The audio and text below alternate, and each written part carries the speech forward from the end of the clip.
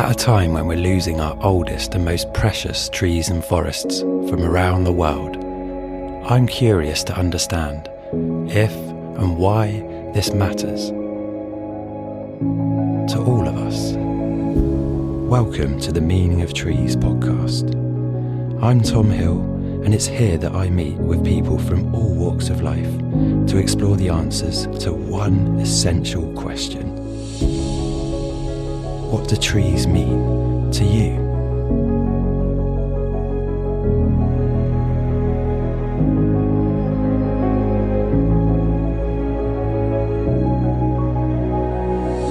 Tom Burns, aka Rustic Ranger if you follow him on Instagram, is someone I've kept close tabs on since we were both at college together in 2009, starting out our career journeys in countryside management. Nowadays, Tom is the ranger at Knepp Wildlands in West Sussex, the home of the UK's Rewilding movement, a pioneering nature recovery concept that often divides opinion amongst many land managers, farmers and ecologists. We sit down for a chat about ranger life, Tom's early experiences in the woods. He addresses some of the more common misconceptions that he's heard about the Knepp approach, and we go on a virtual safari to experience the best of the estate's wildlife encounters, as well as ending up in a Crawley nightclub. Tom, welcome to the Meaning of Trees podcast. We've known each other for ages. 15 years, yeah. Blimey, is it that long? Absolutely. And I'm looking forward to asking you some questions I probably haven't asked you before. Maybe. I mean, we do chat quite a bit, but thanks for having me on. It's brilliant to be here. Cheers. Let's see what you think. So, always our first question on this podcast is, what do trees mean to you, Tom? I mean, that's a big question. Big first question. What do trees mean to me? Trees are a massive part of my life and always have been. You know, they are a big part of my work. You know, what I do for a living, woodland management, and introducing people to trees. But to me personally, I think what attracted me to trees in the first place, and it's just that human connection that we have with trees and how they are a massive part of our history, our ancestry, the fact that they can live so long and see generations of humans go by. I just feel a real connection to them and have always wanted to work with them. And how early did that start? Oh, real young.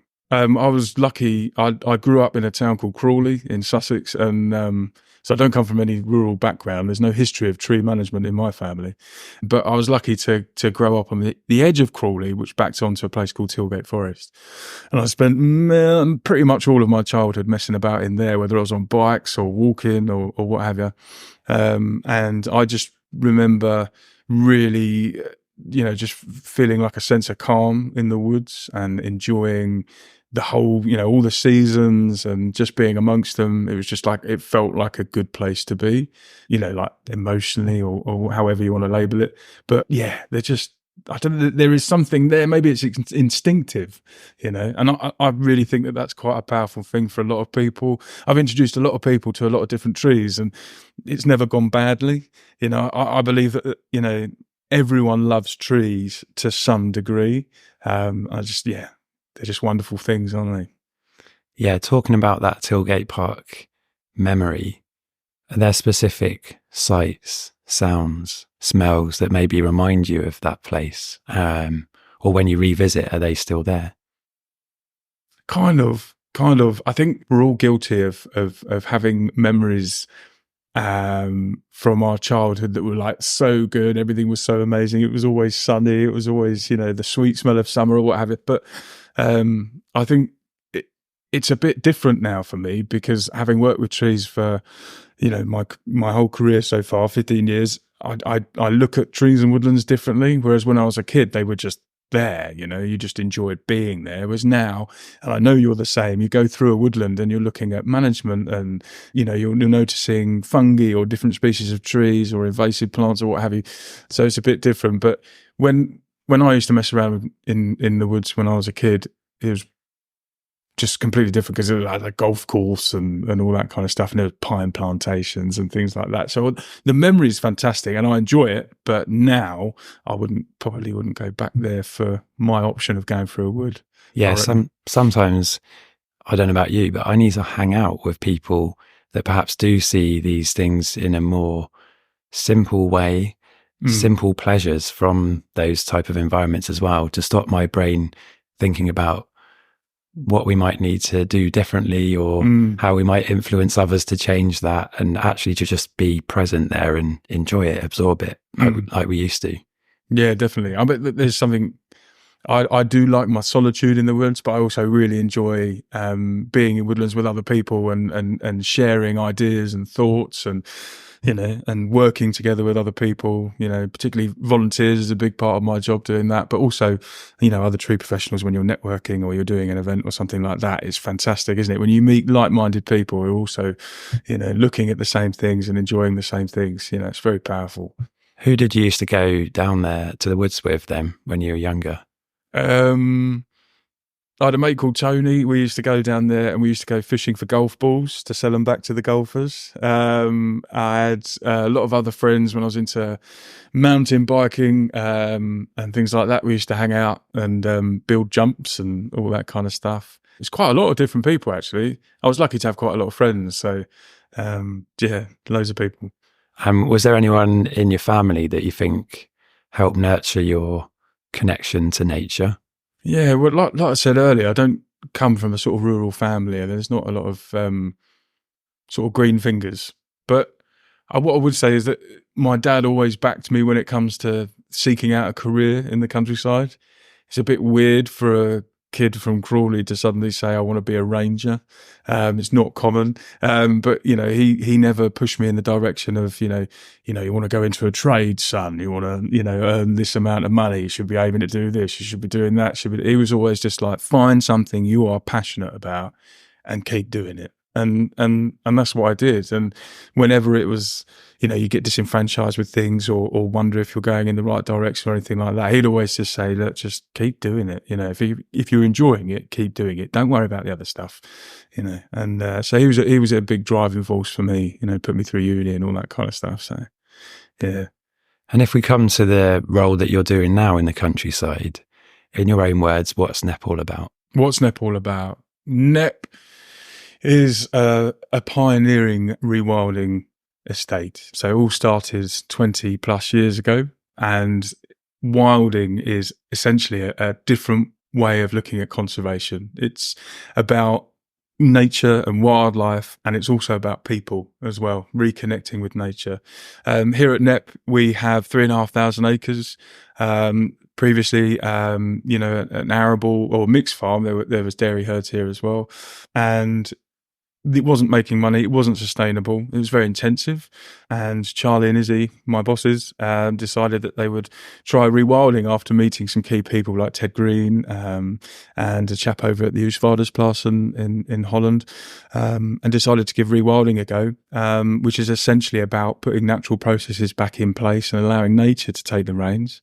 And we have 3 main blocks here, which are split up by quite main roads. So we've got middle, north, south, and they've all been in rewilding to a different degree for different periods of time. So they're quite unique. So in the middle block, we've got a wonderful parkland. In the southern block, which has been rewilded for longest, we've got a lot of scrub. It's where we see our turtle doves and nightingales and things like that.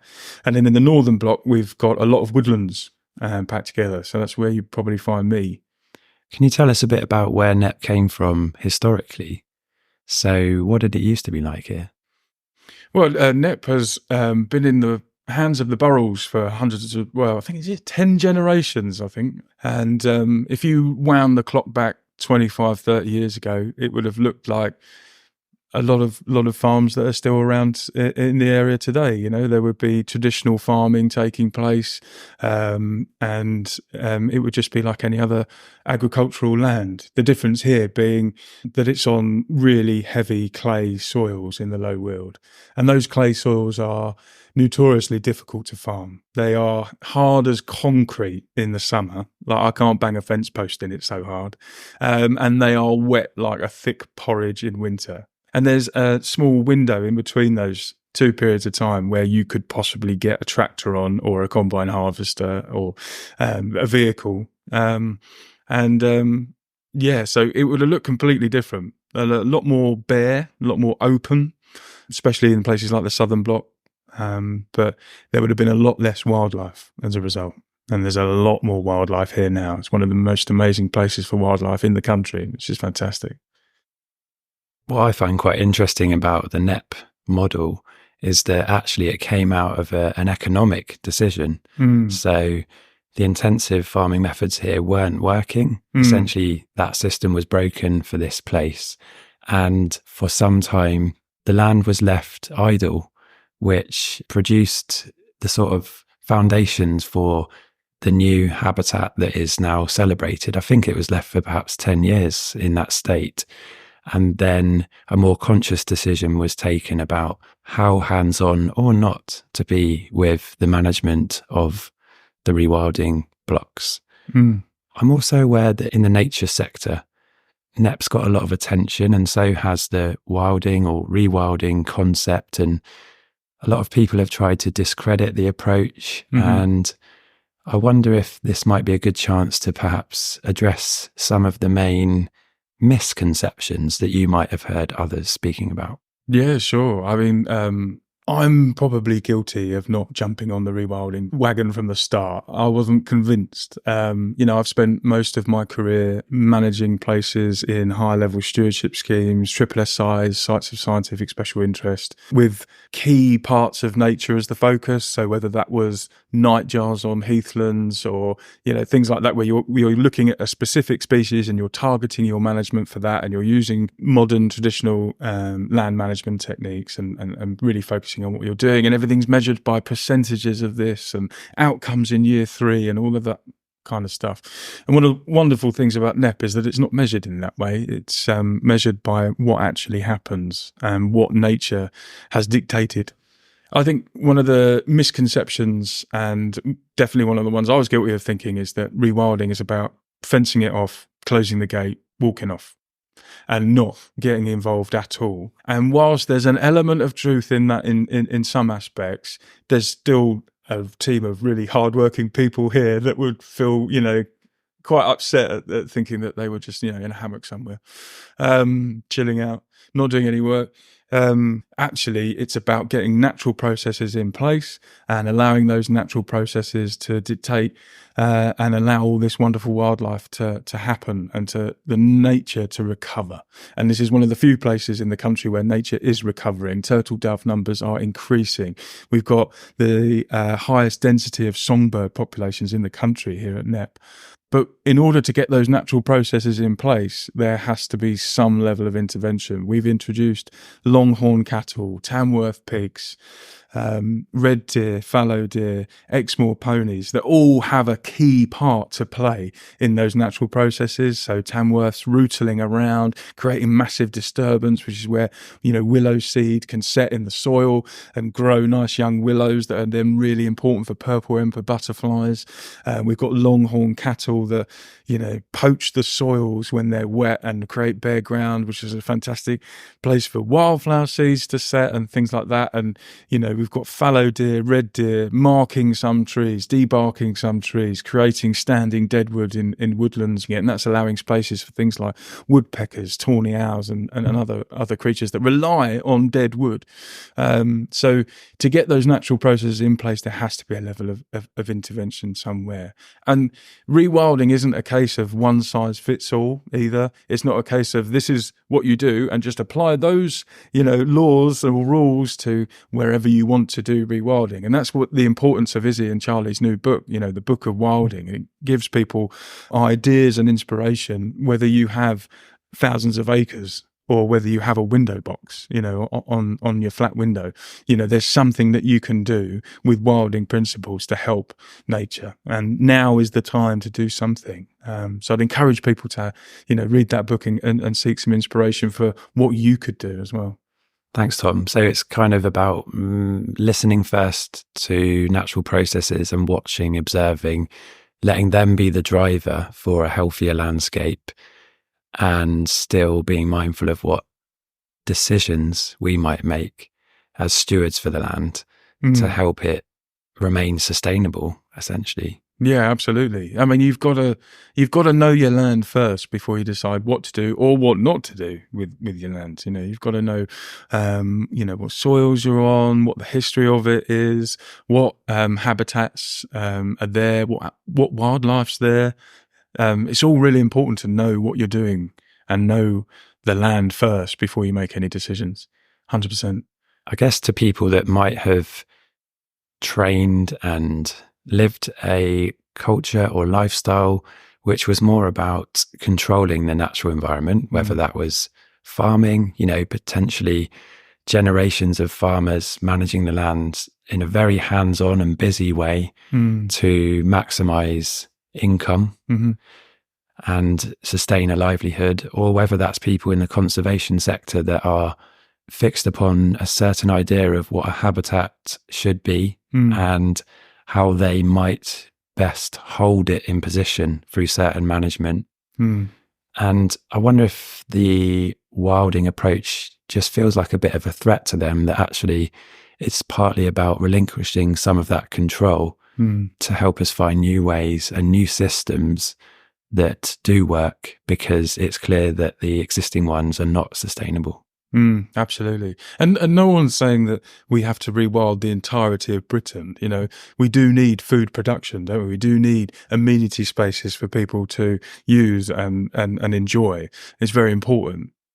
But what we are saying is that rewilding has worked to reverse the decline in biodiversity. It has increased the amount of wildlife in this area exponentially. It's a fantastic tool, and if we find the right places to use it, why not? Why shouldn't we be doing that? And people can be quite defensive about how they manage their land, and that's absolutely fine. People take pride in what they are doing and what they have done for nature, for agriculture, all these things. And that's good. We want people passionate about the countryside. We want people passionate about nature. But we're also living at a time where we throw away a third of our food. So that's, a third of the food that is produced, we are chucking in the bin. So there's got to be scope there to reduce that waste and find places for nature as a result of that, hasn't there? There's got to be an option there. And we just need to be talking about this. We need to be conversing.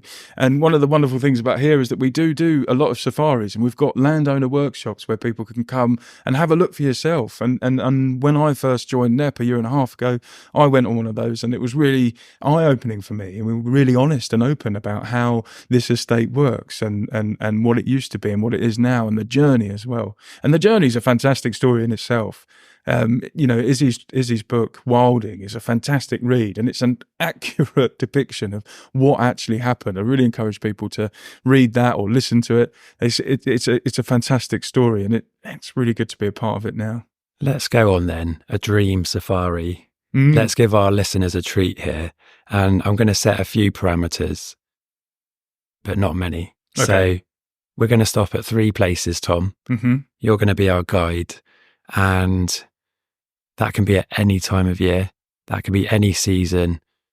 I would like you to paint a picture for us and tell us about 3 of your most special experiences at Knepp. So where are we going to stop? And in fact, where are we going to start, actually? Where are we going to start? Where do we start? I'd like to start in spring. Okay, that's the classic season to kick off the year, isn't it? What I love most in spring is in the woods. So we're going to go into the woods. We're going to go into a place called Wrenches Wood in the northern block.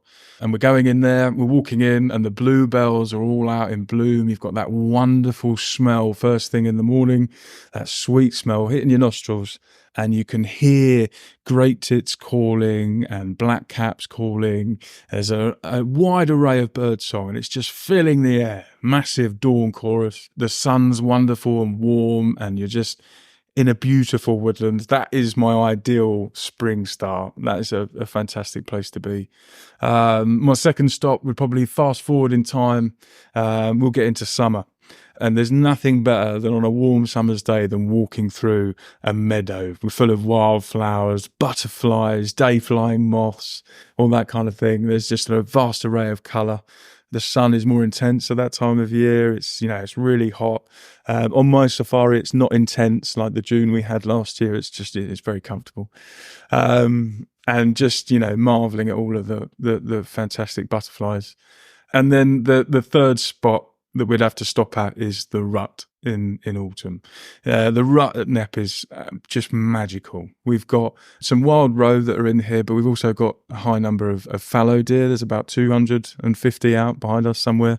And there are about a dozen red as well knocking around in this block. And their rut is just something to behold. The sound of them rutting is fantastic. It's a real deep, throaty, gurgling type noise, as they're calling. That's the males. The reds are really interesting because they have like a harem of females, and they roam around the landscape, sort of collecting as many females as they can. And if the males bump into another male and there happens to be a challenge, then you watch as they lock antlers, and the sound of their antlers bashing together is like sticks crunching together, but big heavy sticks. It's fantastic to see. The fallow deer are slightly different. They find a lek, so a place, a zone, a theatre for where the males will go around challenging each other, making the most amazing sounds, again clashing antlers.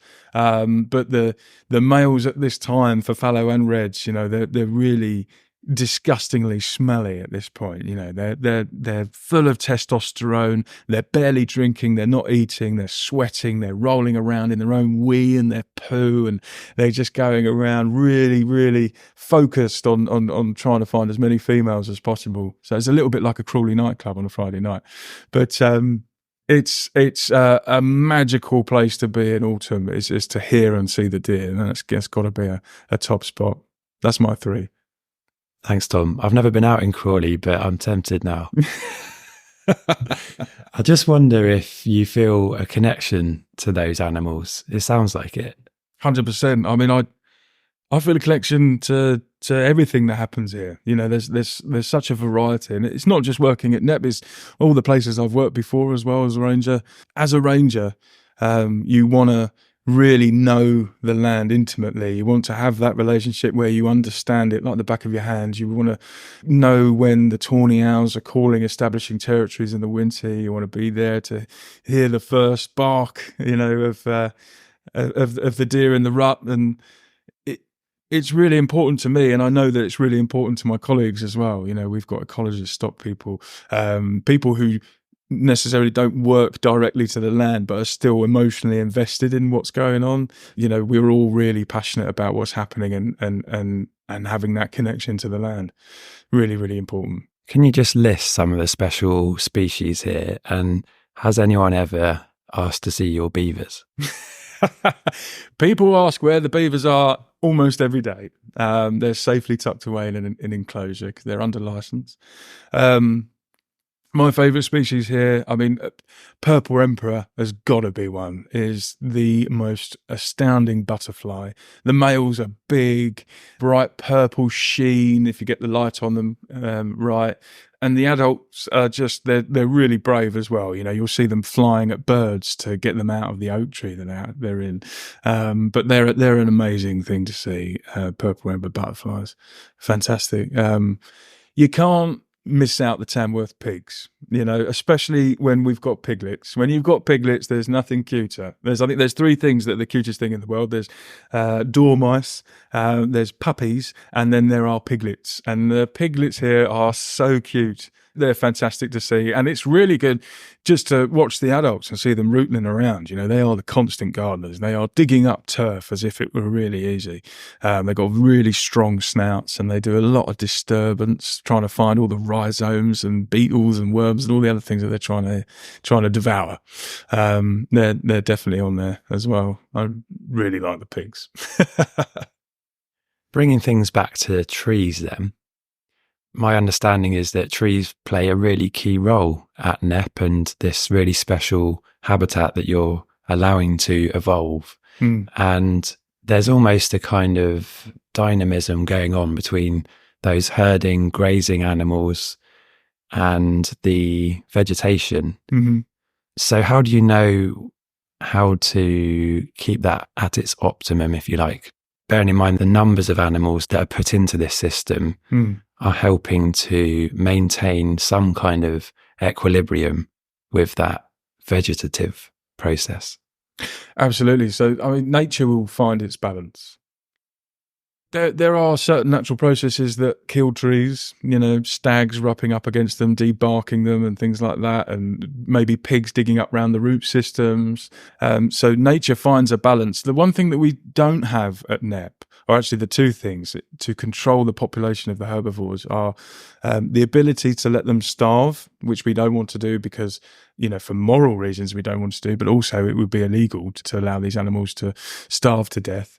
Which is a massive factor in determining the population levels of herbivores. There'll be boom and bust years, just like there are for smaller mammals like bank voles. You'll have a year where you get loads of bank voles, and you'll have a year where you get hardly any. And those boom and bust years help determine the population here. But we're also missing apex predators. We don't have a pack of wolves or any bears lurking around, which our visitors will be very happy to hear as they take themselves out on the red route. So those two things don't determine the population of herbivores here. So we have to intervene to do that. And every year there's a condition assessment on things like the fallow deer and the longhorns and things like that.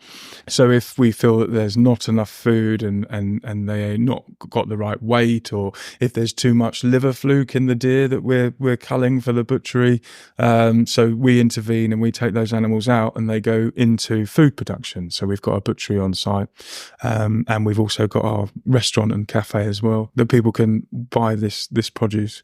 But it's a little bit of touch and feel, see how things are going, a little bit reactive to it to see what's going on. But at the moment, everything's absolutely fine. So we'll just keep it ticking over and we'll play it as we see it. There's an old saying that the thorn is the mother of the oak. What's that all about? That's a lovely old saying, that is. That's about the relationship between oak and bramble, essentially, or hawthorn, scrubby species, thorny species. And those thorny species grow up and form these clusters of impenetrable thickets of scrub. And within those thickets of scrub, species like jay bury their acorns to hide it. And like all good animals, you can't remember everything. So there's inevitably some acorns that are left and they germinate, and then what you end up with is an oak tree growing in the middle of this thorny scrub. And because it's in the middle of the thicket, it's protected from any grazing herbivores, and you allow this oak tree to grow up. So in effect, it's the mother of the tree. Have you got a favourite tree at the moment, either at Knepp or anywhere else that you like to go? Individual tree? That's a tough question. My favourite tree at Knepp has to be the Knepp oak. You can't look further than that. It's a fantastic tree with a fantastic history.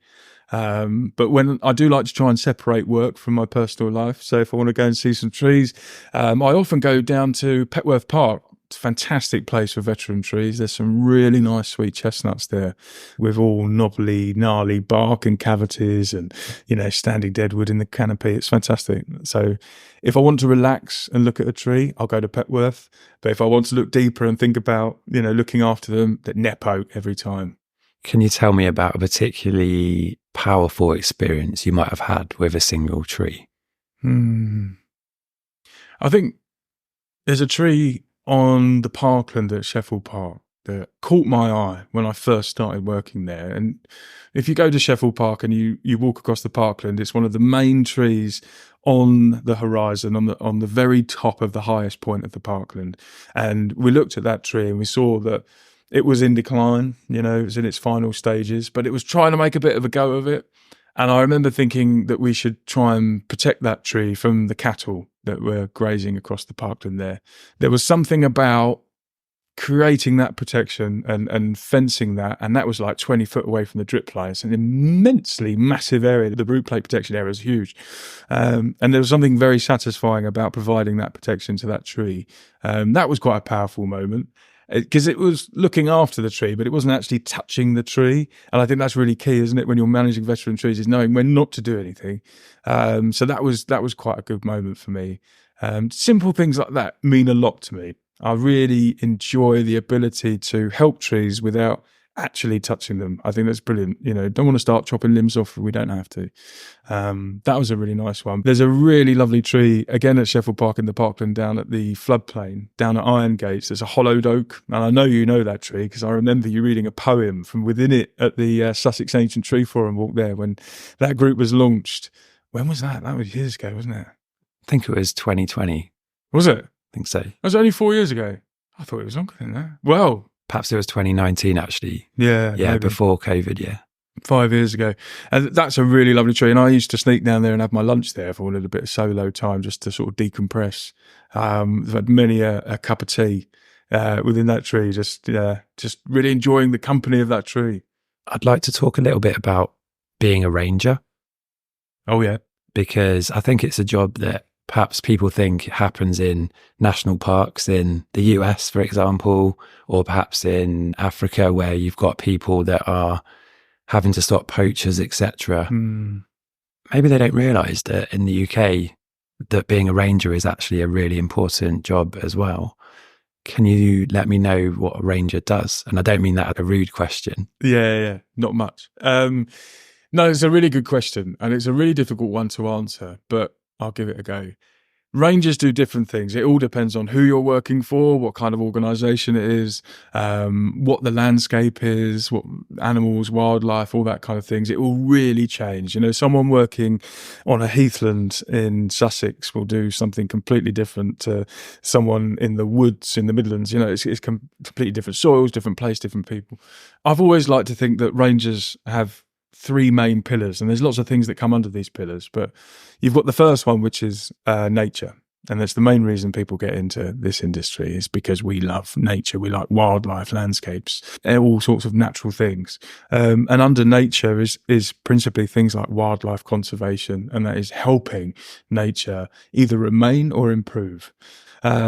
And then the other one is access. We're partly here to help provide fantastic access to people so they can come and see these spaces, enjoy these places. And then underneath access is also, you know, things that people may not come to their mind. So it's things like, you know, tree safety surveys, it's path surfacing, it's sorting out gates and fences and all that kind of stuff.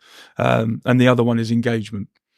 And engagement is about educating people, helping people understand where they are and what they're looking at and what they might see. It's about getting people involved in the landscape through things like volunteering.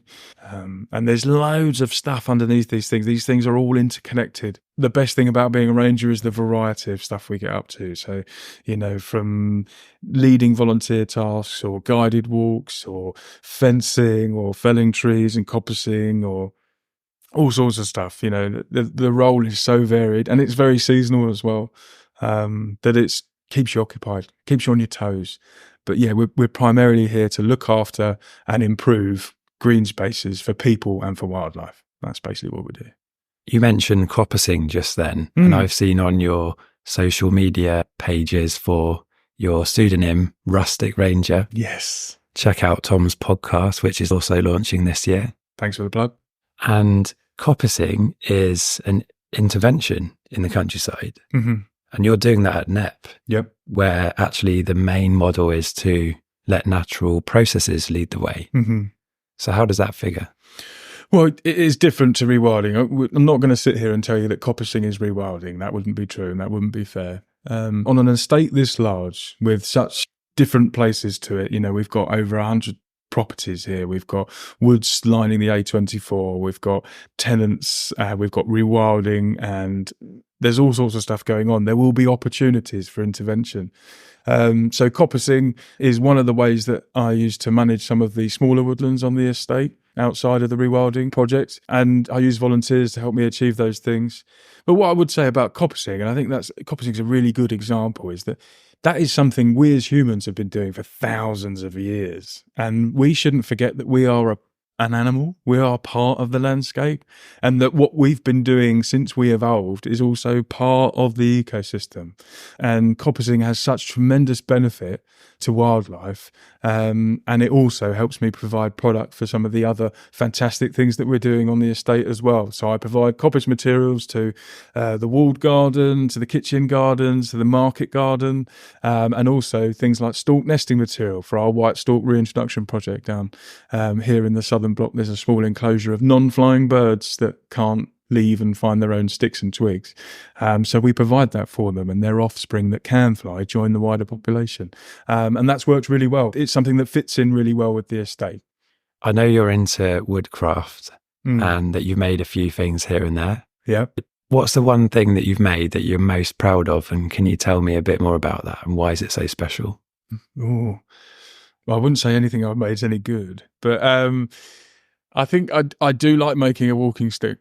I'm a bit of a fan of that. I think there's something to be said for cutting a length of hazel and debarking it and, taking your time over getting a nice thumbstick with the wire at the top and smoothing it down and drying it out and all that kind of stuff. And I've made my dad many a walking stick out of different trees. It's a sort of go-to Christmas present for me. I made him a really nice hazel walking stick this year, nice thumbstick, and he was really happy to receive it, and it was quite an emotional moment, really, because he's very proud of me working at Knepp, and that bit of hazel came from Knepp. So that was probably my proudest thing I've made. Thanks, Tom. I'm sure a lot of love and care went into making that stick, and it's nice that you give people the opportunity to lean on trees, actually. Absolutely. And encourage people to get out as well. We're getting towards the end of this interview now, and there's one burning question that I absolutely must ask you. And that is something I've always wondered. How long can a ranger survive without food when you're out there? Well, it's something I've experimented with many a forgotten breakfast and lunch over the years, probably about 2 hours, and then it's cranky. I'm a grazer. I do like to graze, especially in the winter. But yeah, you won't find, many rangers without food. There'll always be something in the truck.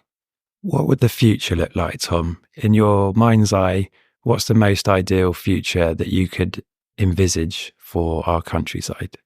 I would like to think that we get to a place where we can discuss, share ideas and different opinions without polarizing and going to war, whether that's through the media or social media or something like that. I would love us to be in a place where we could sit around the table with people who are looking for different things out of the land and be able to come up with ways to help nature and people at the same time, and to be able to discuss them and find the right solution for the right place.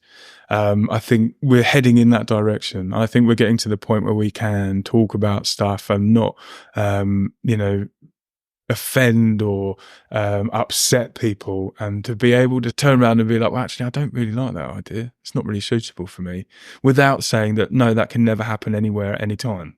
I want people to be able to discuss stuff and openly, and us to be able to move forward and do something about the state of nature as it is now. Cheers, Tom. I've really enjoyed speaking to you, and I'm going to give you the opportunity now to leave our listeners with one final thought. One final thought. I would say I'd like you to think about what you can do for wildlife and for trees. And I would like you to have a look and find something that is inspiring to you, or something that you would like to get involved more about, and just spend 10 minutes finding out more about that subject. So, for example, if you really love trees, I'd like to spend 10 minutes looking at something like the Ancient Tree Forum and finding out how you could learn more, get involved, something like that. I think if we all did a little bit, that would add up to a massive movement and somewhere in the right direction. And getting more people involved in the countryside cannot be a bad thing.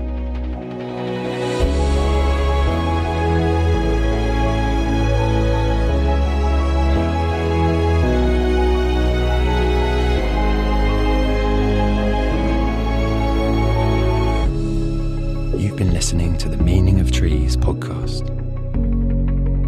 Don't forget to like, share and subscribe. And see you next time.